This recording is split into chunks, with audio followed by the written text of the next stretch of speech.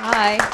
Thanks for joining, everyone. Really appreciate it. I'm Claire Ogley. I'm the Head of Campaigns, Policy and Research at the Vegan Society. And today I wanted to talk to you about how to engage with your prospective parliamentary candidates for sort of two reasons, really. One, because it's a really big election year, as I'm sure you're aware, and it gives us a great opportunity to kind of get in there and engage.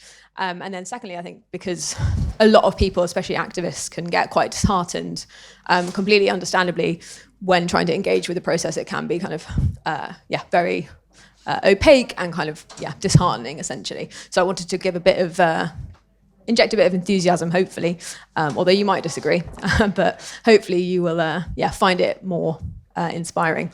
So what we're going to kind of look at is, why even try to influence your representatives? What can they do? What's the point? And then if you are going to, some top tips for engagement, what we suggest doing. And then if we've got time, maybe put it into practice, a bit of a task, although you can take that away if you want to.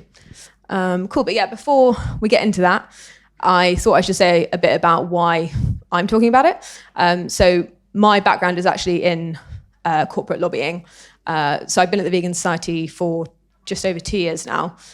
And before that, I worked for a strategic communications consultancy where I was advising clients, mostly in the kind of food, tech, and health sectors, on how to engage with the government, how to achieve their long-term goals.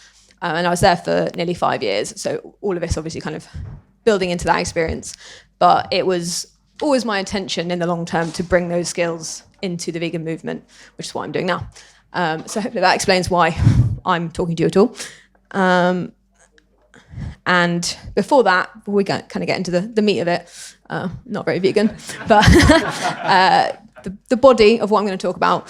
Just a bit of background on the Vegan Society and what we do, in case you're not that familiar. Essentially, our mission is to help people go vegan and stay vegan. And we do that in a really wide variety of ways. That is just a small snapshot, and we actually do more things than that. But it sort of broadly falls into a few areas. One being public-facing behavior change campaigns, aiming to help people go vegan. A lot of kind of providing information. We're an educational charity at heart, so a lot of it is providing people with resources, providing them with information, building that evidence base through research, and trying to kind of give people all of that information. We trademark products to help people find properly vegan products. And then a large part of what we do as well is that kind of political engagement, so trying to kind of engage at a policy level to push for vegan solutions in a lot of areas. And I've included the community network at the bottom there because I feel like some of you guys might be interested in that particularly, because that's where we bring people in at a kind of local level, and we encourage them to help us with our campaigns and kind of take actions for us at a local level. Cool.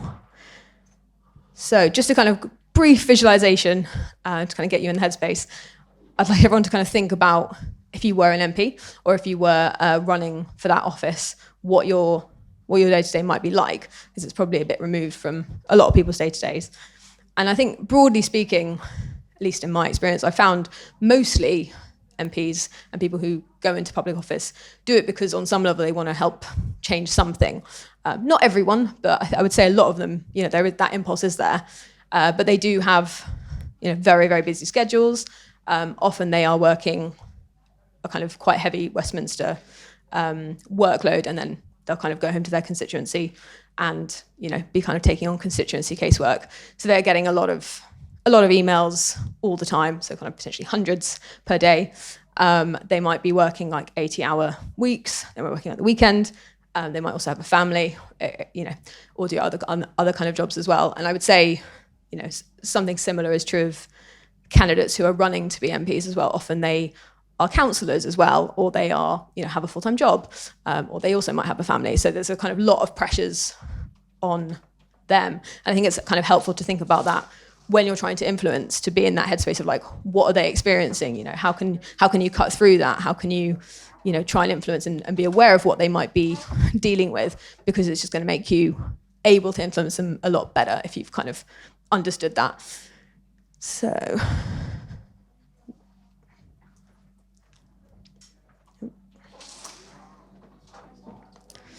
And then I kind of got into why even try to do this at all. Like when I mentioned, it can be quite disheartening. The pace of change, especially at kind of political level, is incredibly slow, and it can be really, really frustrating. And I don't know if a lot of you have written to your elected representatives, but sometimes you get real kind of boilerplate templates back, and that can be really disheartening. But I think it's important to note that, as Alistair just said in the last presentation, really proves my point. The modern vegan movement has been, all of our gains basically have all been kind of grassroots pushed. So that's fantastic. And as you can see on the kind of right-hand side, these are all kind of massive wins. And they're all because, one person or a small group of people spoke up and made change at that level. And I think that can be quite inspiring. But our political system is really lagging behind. So they're kind of, I would say in general, from the people I've spoken to, politicians are often sort of actually behind public opinion, particularly on this topic, on animal rights, on the environmental crisis, on health. They often are actually kind of behind where public opinion is.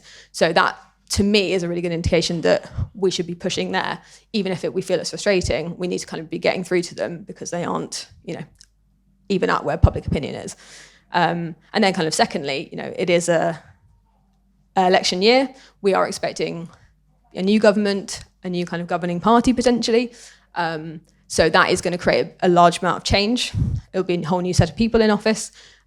Probably, if we're seeing kind of big swing in one direction, a lot of new MPs who haven't been MPs before. So it's a really good time to kind of get in there and talk to them first, and sort of say, these are the things I care about, these are the things your constituent cares about, because it's just such a good opportunity before they kind of get swept into the whole parliamentary process and kind of deep into that. So it's a great time in that run up to the actual election to get in and talk to them about what you care about as a constituent. And I think it's important to remember then, if that person does get in, then they could well have an influential role in the future. They might be in the cabinet or in the shadow cabinet. They could be on a committee. They could be kind of eventually getting into one of those roles. But even if they aren't, there's some things that they can do as an MP to kind of raise an issue in Parliament. So if they care about it, they can table questions, they can lay amendments to bills, they might be in like a scrutiny position. There's lots of things that they could be doing at that level. So even if they aren't, in a really prominent position. And then the other thing I would say as well is that if you're trying to influence somebody who's running for office, and even if they don't get in, they're not an MP in the end, that effort isn't wasted, because that person might well be a councillor, or they might well have another kind of useful or influential position in a business or something similar. So I would say it's never wasted. Even if that person doesn't get in, it's always worth engaging with them. You just don't know where people are going to ultimately end up.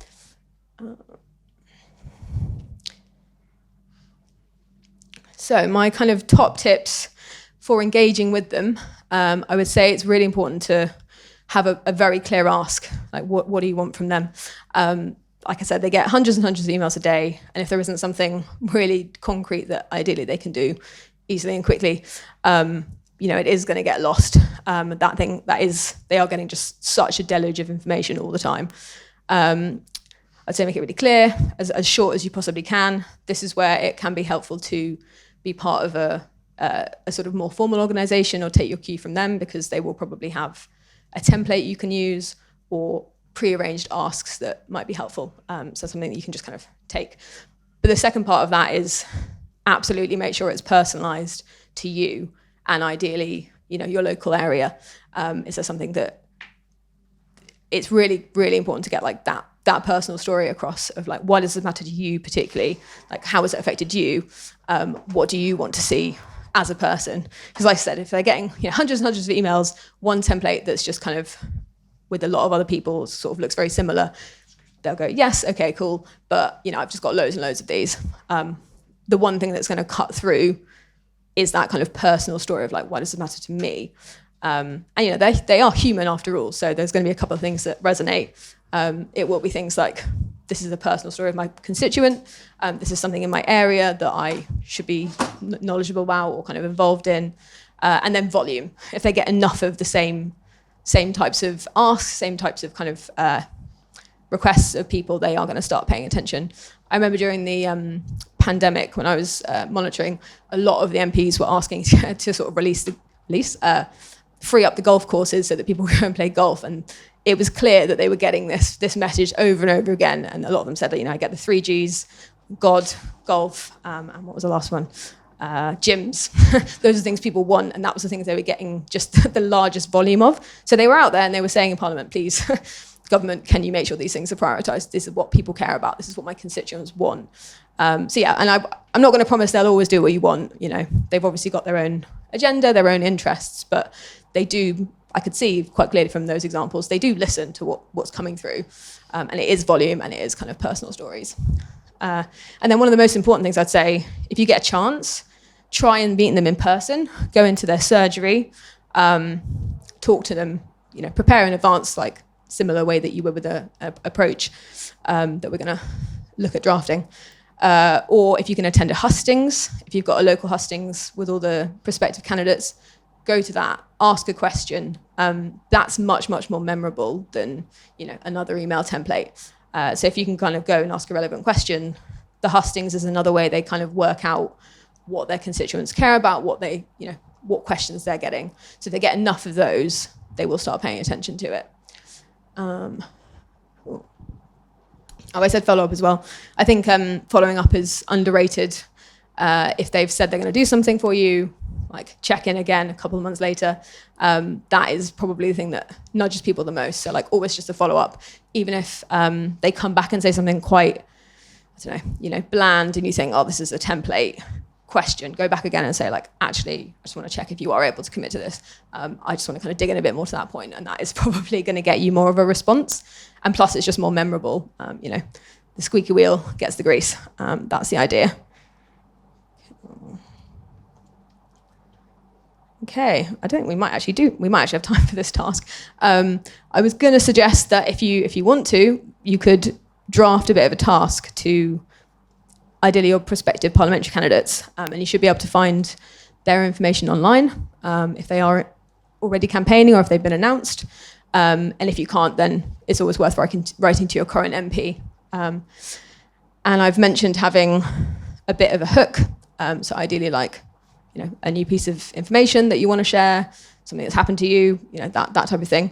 I've also got a template for a piece of research that we've launched recently, if you want to use that.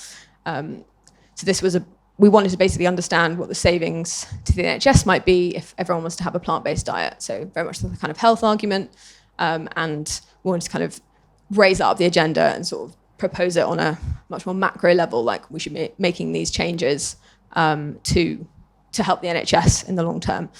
So kind of very specific argument. But yeah, as I said again, always include like a little bit of a personal story, like why is this important to you? How's it, if it's relevant, how's it benefited your health? Do you feel healthier? Do you feel like it's, something that's important for the future of your children, or like anything like that? I think that's always adds it in. So I'll put up some templates. So this is one that we used to tell MPs about our health research, and members of our community network kindly went out to their MPs to sort of talk to them and tell them what we had found and try and engage with them. We had a really good response from several people. I've actually, on the very last slide, I've included Tim Farron's response, he was like, yeah, I totally agree with that. I've actually written to the chair of my health trust locally and the chair of the council locally to ask what they're doing on plant-based diets, like are they taking steps in this area? So that was probably gold standard response we could have expected. We also had some less helpful responses from MPs suggesting that this wasn't something they were interested in. But I think even just having that level of engagement is a helpful step, and I think people can take a step at that level. You probably have more power than you think you do, because especially if you're kind of going in person. When I went in to see my MP, I would think I was one of about 30 or 40 people in the allotted time. So, if you think about that compared to, how many emails they're getting a day, that illustrates the value of going in person, like being there, sort of speaking to them directly. But yeah, I think hopefully that explains a little bit. I've also got a template for if you've got a prospective parliamentary candidate you want to talk to. But yeah, I'll leave them up if you want to take that action, and let me know how you get on. And nope, I can send them to you if you like. I don't think it's on our website yet, but if you were to join our community network, you would be sent it kind of as a task to do. But yeah, that's the response from just an example of one of the responses we had, which kind of just illustrates why it's worth doing this at all. You know, it's kind of pushing that change at a higher level. You know, the chief executive of the council getting a message from Tim Farron is going to be a lot more kind of influential. He's going to go, oh, I should really do something about that. So hopefully that illustrates a little bit about why it's useful to do this. But yeah, I'll take some questions and I'll leave the templates up in case you want to sort of take notes or anything.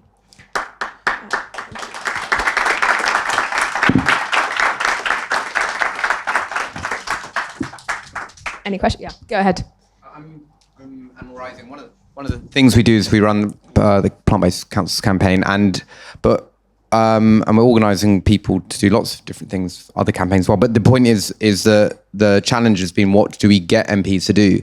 Because we're systematically getting, you know, we could systematically have people go to every MP's surgery, for example. That and I read there's a great book that says that they're like so disproportionately influenced by that. They pretty much that's what they use as their sampling size. They don't read data. But the trouble is there isn't really anything what we'd call transformative to get them engaged with. For example, changing the Eat Well guide to remove dairy, or these sorts of things which have massive trickle down impact. So there's no national lobbying infrastructure to get grassroots pressure to get MPs to engage with. So there's a structural problem in the movement. There's no like real effective national lobbying infrastructure to create that bottom up pressure to get them. So you can so that's what we run into. So I don't know if you got thoughts of that, or what you can actually get them to do that's actually worth people's time. Yeah.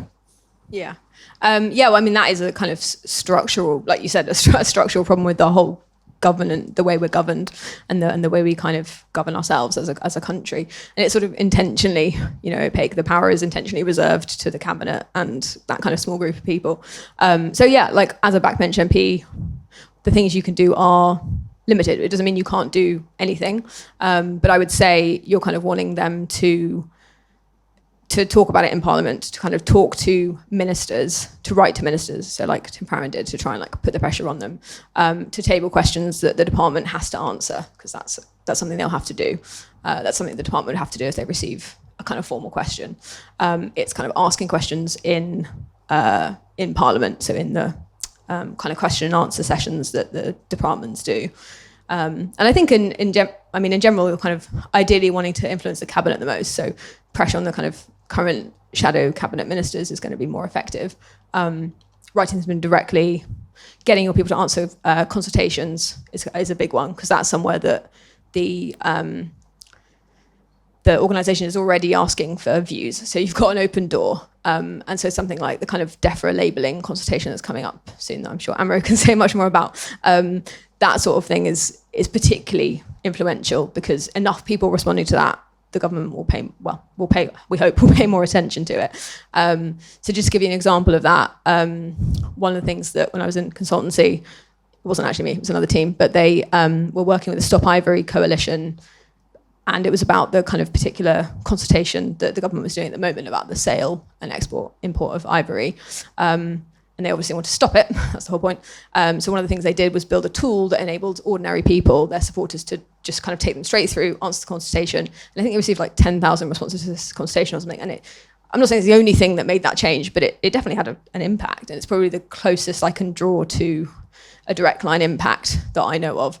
I think one of the things I'll say is that it can be really difficult to have an impact in public affairs. It's a famous sort of problem that we have. It's really hard to evidence change. It takes ages. It's really slow. And a lot of it's like relationship building, and lots of things kind of pay off in the long term, but it's very hard to draw a direct line of like, just because we did this one thing here, it's resulted in X change here.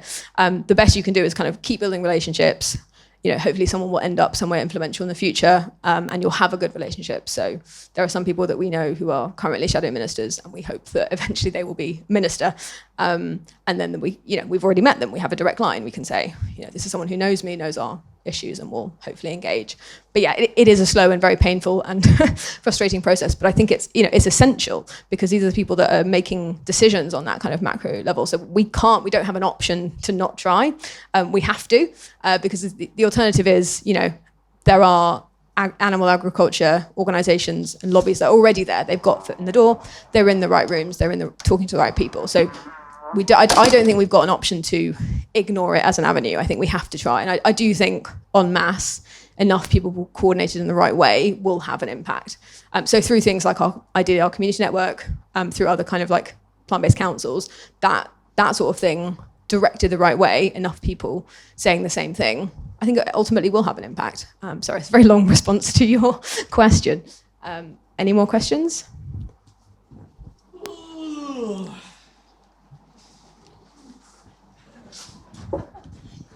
Hi.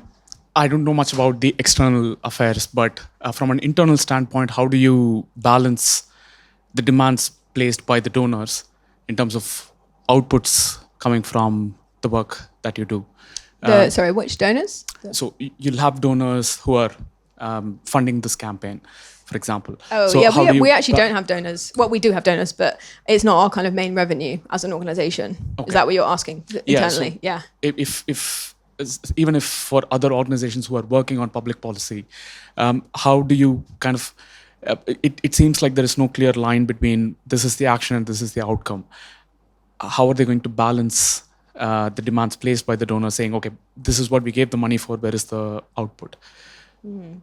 Oh, you mean other organizations? I was under the assumption that Vegan Society works with donors, but yeah, well, our kind of main revenue, I think I can sort of answer your question, but our main revenue comes through our trademark. So we trademark products, accredit them, say they're vegan. All we do is say that they're vegan or not vegan by our standard and our definition. We don't say they're environmental, we don't say they're healthy, we just say they're vegan.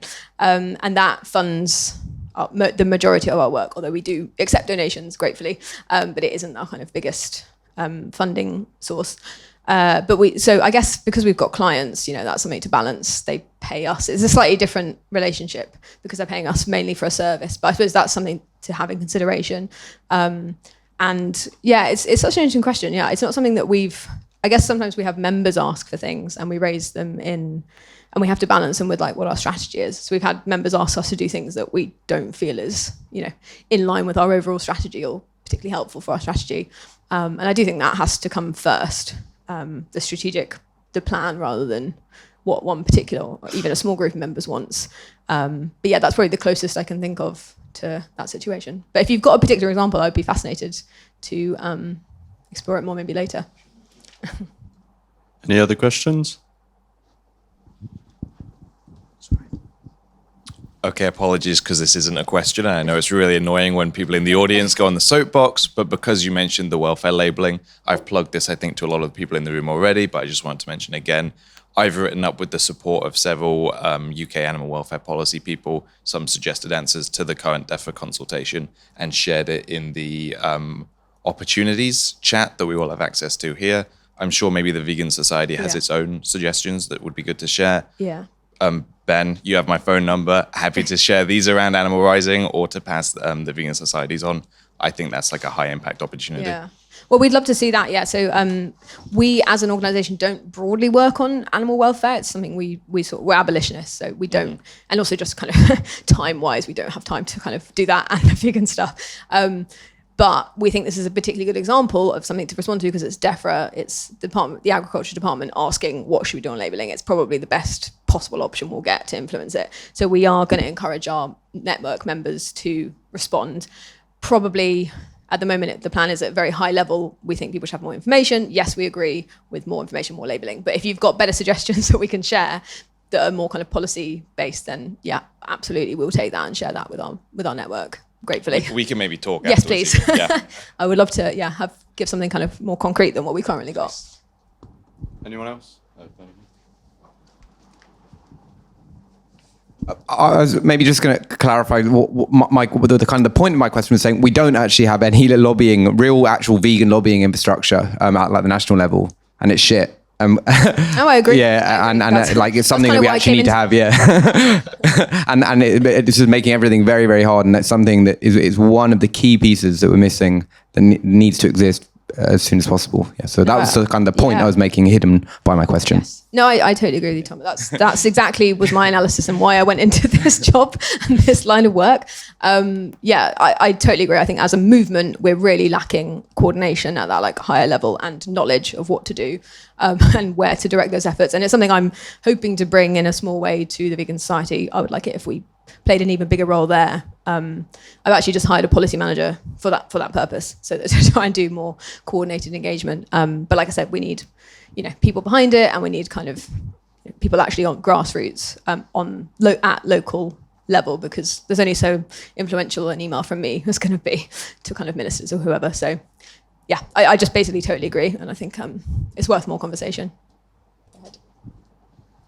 What if on a local level you are struggling to get enough people to kind of support your cause? And you say if you were just in the end just you by yourself going in and to the surgery and giving your asks, like how effective is that? Is that something that you can keep doing over and over again, or like hopefully find someone who sympathizes with the cause? Like how does it work? Because like you said, we're so removed from the lawmaking system. It's just, how do we engage with them? And you just need people in power who you can connect with. So how does it all work? Yeah, no, I totally agree with that and sympathise with that position. And that's something that our community network, I hope, will help solve, because it has organisers at local levels who are in a particular area and ideally advocates around them. So sort of hub and spoke model where they have a small group. So they kind of meet people locally that care about the same things and are pushing for the same action. And I think, ideally to a certain point, they'll be taking those actions and going into surgeries or writing to them. I think if you're interested in that, and something like the kind of all-party parliamentary group might be good to check out if you want to kind of be more involved in that, because, again, kind of ultimately, in theory, that should be filled with politicians, that MPs and such like, who are supportive of the cause and are looking for ways to push it forward.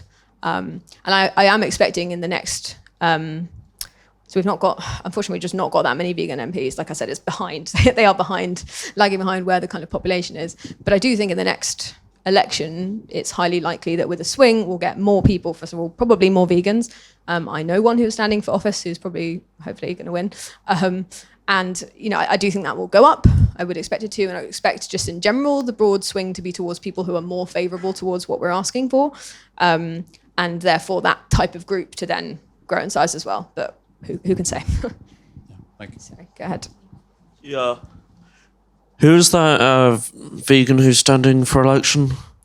The one that I'm talking about. Yeah. It's Marissa Heath in Dorking. Dorking. No, Which sorry. party? Yeah, it's Dorking. Dorking, sorry.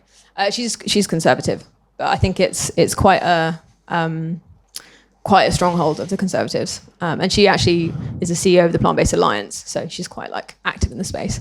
And I think if she does get elected, then she'll probably be really kind of pushing this as her. On the council, yeah, because I'm pretty sure that's the seat of Jeremy Hunt, isn't it? Yeah, I don't think it is right. I might have got it wrong.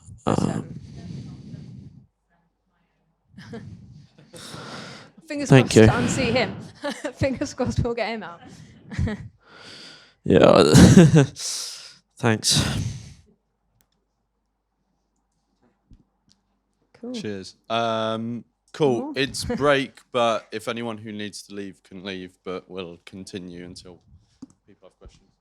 Hiya, I came just a bit late, so I was just going to ask, I don't know if you covered a bit about the community network a bit more in depth, like, I know you said about the groups, but is a lot of it online, like sending emails and stuff?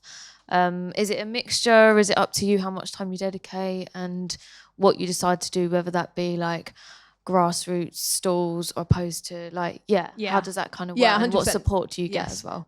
Great question. Thank you. And sort of yes to all of the things you said. So basically, it is completely obviously voluntary. You can dedicate as much or as little time as you want. There's a set task, usually set by our coordinator and the policy team, the campaigns team, or whoever, to do every month, just to kind of give you something to do that you can kind of help with. But there are also other actions that come up. So for example, people often go into kind of their local area and put a stall up. Sometimes they go to events.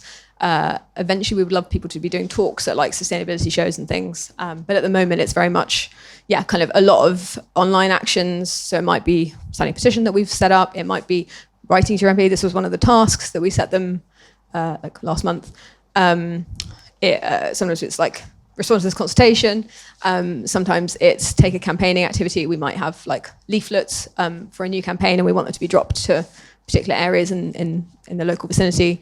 It's pretty broad, basically. And we have those resources, and we encourage people, if they see an opportunity, to sort of go and do that. So if they've got a stall, say they see a fair, sustainability fair nearby, and they want to do that, we would support them to go and set up a stall and give them materials and leaflets and things. It's quite varied. Obviously, it's a bit of a commitment because there's a kind of sign up and be engaged with that group. Hopefully it's rewarding to people, and we're looking at options for kind of enabling meetups in the future and like connecting people to their kind of local group as well. So that's my plug for the community network. I just had a very quick question out of interest. How many, if there are any, vegan MPs at the moment? I think it's like 5. Is that right, Amro? Yeah. 5 or 6, it's quite a small number. Are any of them generally known, or are they all sort of like backbench, anonymous sort of? So Kerry McCarthy is probably the most well known because she's the MP for, I want to say, Bristol East. And she is the shadow climate minister. So, all things going well, she might be the minister in like a year's time, which would be great, obviously. And then there's a few others. I mean, Christina Rees is the chair of the all-party parliamentary group that we're the secretariat of. But I believe she's standing down. But like I said, I do think there'll be a bigger intake. I would expect that to happen. I'd be surprised if there weren't more vegans in the next parliament.